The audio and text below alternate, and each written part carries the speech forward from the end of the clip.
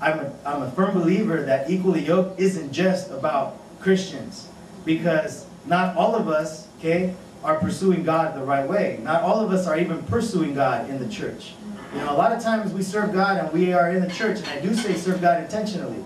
A lot of times we serve God and we serve in the church because it's the right thing to do, because it makes us feel good at the end of the day for all the wrongs that we're doing and for the way we are living our lifestyle. And we feel that some way and for some reason that us being at church on Sunday, being at church once a week, once a month, you know, that's going to make a lot of wrongs right, and that's not what God has called us to. That's not what God has intended for our lives. Like I said, I knew her family. Her family's been at our church for many years. She was probably like a junior in high school when I knew them or when they started coming. And family got really close. A lot of the family members in our youth group, they're always inviting the youth pastor over, you know, especially if you're single. You know, mijo, you know, come over, we're having a big barbecue, because they know you don't cook. You know, they know you don't cook for yourself. They know you're not at home, you know, with the full refrigerator, fully stocked. That's like a pattern in many churches. People get really disappointed, get very discouraged with, you know, I don't want to call it something silly, but, you know, with what's in church, you know, your options in church, you know, are pretty slim. You know, I hear it from our girls all the time, man, there's no guys at church, you know, and I was like, but it got to the point where I was even, you know, compromising in that way. I was willing to, like, settle for somebody who didn't see things the way I did, who didn't believe, you know, 100% the way I did, and felt the way I did, and was passionate about serving God the way I was. I always felt it was easier, you know, to be in control. Okay, how many of us have that trust issue, you know? Yeah. It's hard for us to really let God, okay? It's hard for us to really allow God 100% control in our lives. Proverbs chapter 3 reminds us, trust in the Lord with all your heart. And what does it say? And lean not on your own understanding. But then what's the result of that? He will what? Okay? He will make your path straight is one, right? He will direct your paths. I made my path crooked. Isn't that true? Isn't that most of our stories? And I say most because a lot of us have really had the fortunate, you know, testimony to say, I've been, you know, serving the Lord my entire life, 100%. That's the testimony I wish I could have today. I really do. When I hear my young people saying, I've never done anything bad, I'm like, keep it that way.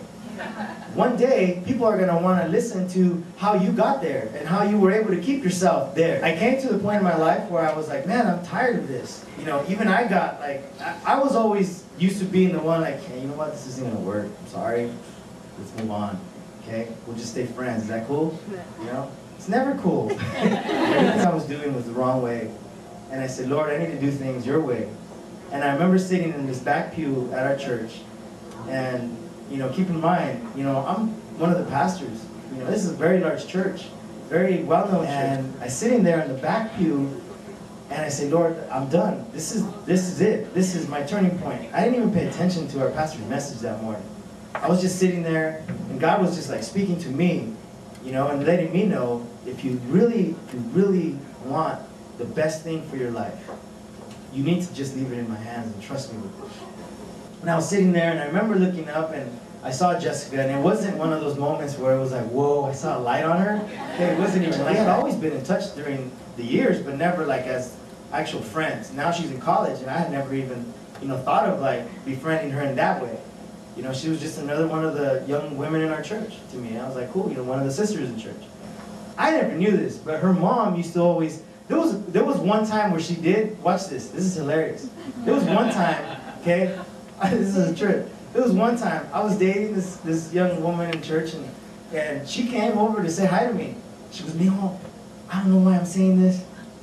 This is a Mexican mom for you, okay? I'll be right straight up. Mijo, I don't know what I'm saying, but I know God has you for one of my daughters one day. I don't know which one. And I'm like, okay, cool. And I'm sitting there, you know, with this other girl that I'm dating at the time. Your daughter's like you know, she's like a senior in high school. What are you talking about? You know, I'm like, are you serious? You know, I'm like, they're gonna label me something. You know, don't say that. There's 3 daughters. Yeah, she has two other sisters, but she was like, I know it. She was like, I know it. God has you for one of my daughters. And I was like, this lady's crazy. We started hanging out and just talking a little bit with friends, whatever. And one day I was just like, dude, why are you still like even like, she's right there. It's like she's been in front of you this whole time. I literally heard that. And it was like, she's been in front of you this whole time. I've been preparing her for you. This is what I've wanted for you. And I honestly thought, my first thought was, I don't deserve somebody as awesome as her. I don't deserve somebody like that. With everything that I've done and the way I've behaved, it's like, no, that's not what I deserve. The devotion to God was very evident, in other words. That's what I'm trying to get at. That I could see in this young woman had a passion and a heart for God. Okay? And I started seeing these things, and all these things started coming like just kind of like to my memory, where before it didn't even like, wasn't even something that I would really like, was even thinking about.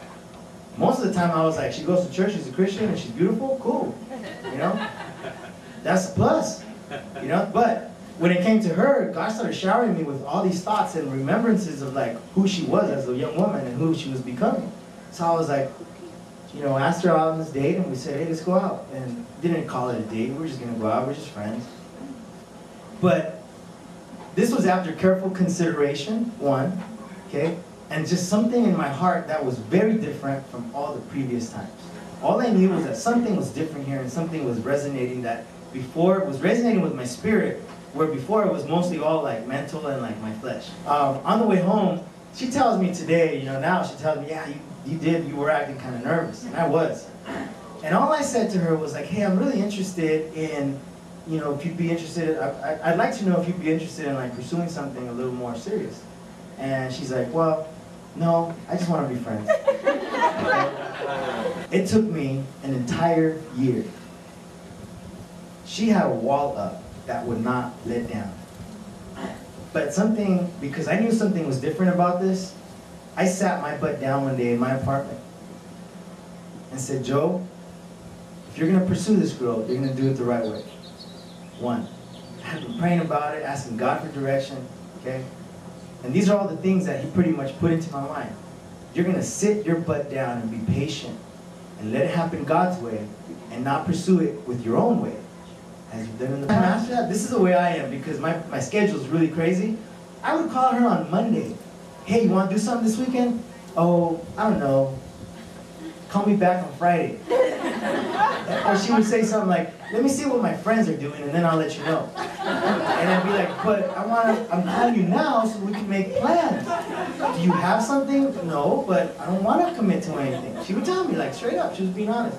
I don't want to commit to anything. I want to wait and see what my friends are doing. So she would call me. And it was frustrating. I told myself, you're going to stick this one out. This is going to happen the way it's going to happen because this is the way God is designing it to happen. God put a like really good head on her shoulders, right, to deal with me. So then I was like, okay, cool. I'm a big hopeless romantic. I'm that type of guy that's like all into like, I'm into romance. I like to, you know, candlelight dinners, not with Jesus, but candlelight dinners that works, you know? I'm like, come on. So yeah, all that to say was that timelines aren't important. Terminology is important. The biggest thing and the most important thing is that you and I are living for God, number one, have Christ at the center of our lives, because as a result of all those things, my relationship with her, okay, was like awesome. I mean, she told me over and over, you know, you should go and just date other people. I don't know if I'm ever going to come around. I don't know if I'm ever going to make up my mind. What if I never really like you and you're here? You know, and I'm like, here's what I would tell her. I don't care. We're becoming better friends. That's all you said. You wanted to be better friends. That's all I'm interested in. That's cool. We haven't kissed. We don't hold hands. I would tell her, if we stay friends, cool. I gained a friend. I would tell her like passionately, like, I'm not pressuring you. I'm not looking for an answer. I'm not saying, hey, can we like move this a little faster? Okay? At this point, I was like, well, I can wait longer. It doesn't matter, especially if this is from God and I know it's going to be good, then I'll wait. Okay? But at this point, I said, okay, but you know, all the communication's kind of going to slow down. We'll stay friends. I still want to hang out. You know, call me when you guys are all, because her friends were, you know, we're always real cool people. You know, do you want it to be more than friends? I mean, is this somebody that you want to marry? And I go, I know I want to marry her. He's like, oh, really? I was like, yeah. Like, I would marry her, like, tomorrow. And he goes, so she's worth it? And I was like, yeah. Well, if she's worth it, then don't. Like, stop calling her. Let her know that you're still there and you're still interested. If she's worth it, then go for it. And I didn't have to think about it. I knew she was worth it. I find out later that she had gone out with a friend during that week. Watch this. This was so awesome. Guys, okay, just like Joanna, Just like Joanna was saying, I know some of the girls don't really care for this stuff. She didn't care for it, but I was insistent. Everywhere we went, I opened the door for her. Everywhere we went, it was like, you know, you first mentality. A couple times we were in her car, and she needed gas, and I was like, let me put gas in your car. And she's like, no, I can get it. Well, I was like, I know you can. Every time, she would always tell me, I can get my own door. I was like, all right, that's fine. I know you can, but I'm gonna get it for you anyways. I just insisted on being that way. My mom taught me that, okay? We would be walking down the street, I'd make sure I was on the street side. Okay, guys, just do it. I mean, even if you don't care for it, just do it anyways. It's not about you anyways. It wasn't about me anymore. It was about what God had for me, okay? It wasn't about me anymore, and I had to like really engrave that into my mind in order to have the patience to wait for her.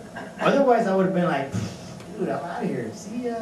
One of the things she told me later was like, yeah, I went out to In-N-Out with one of my friends, but you didn't open the door for me. All I could think about was like everything you would do when we would go and hang out at In-N-Out or wherever. And I was like, really? I was like stoked. I was like, yeah, this is great. It worked. You know, her mom actually gave her up. I was like, buddy. I was like, she's like, Mijo, I'm so glad you called. I was like, what? She's like, she has been moping around the house. What? See, her sister's inside. She's saying it's true. When we talked that night, I was like, how you been? She was like, fine. And I was like, I missed you. And she goes, she like grabbed her, she likes to wear hoodies. She grabbed her hoodie and just put her face in it. She's like, I miss you too. And I was like, thank you, Lord. That's all I could say. The only time that she did the asking was when she said, so when are you gonna ask me to be your girlfriend? You know, and that was the only time I was like, really? You know, I'll never forget it. It was a Friday night after VBS one year, and I was like, cool. I was like, right now. A lot of these points that I was going to talk about were touched on, okay, so which is awesome. But from both sides, guys, girls, be very clear. Be very clear with your intentions. Be very clear. Girls as well. Tell us what you like and what you don't like. Okay, the guessing games, let's just cut them out. It's very important for us to be clear, okay, and give a defined direction of what our intentions are. Guys especially. I went over to her dad and just started talking to him and said, hey Vic, you know, I know you've been seeing me hang around a little bit. We were like on big bases now, like Joe and Vic, it was cool. But I said, I know you've been seeing me hang around. I said, we're just friends. I said, I just want to like let you know what I'm all about and what my intentions are. She doesn't even know I'm talking to you, I told her. She doesn't even know I'm coming to you. And he was like, oh, okay.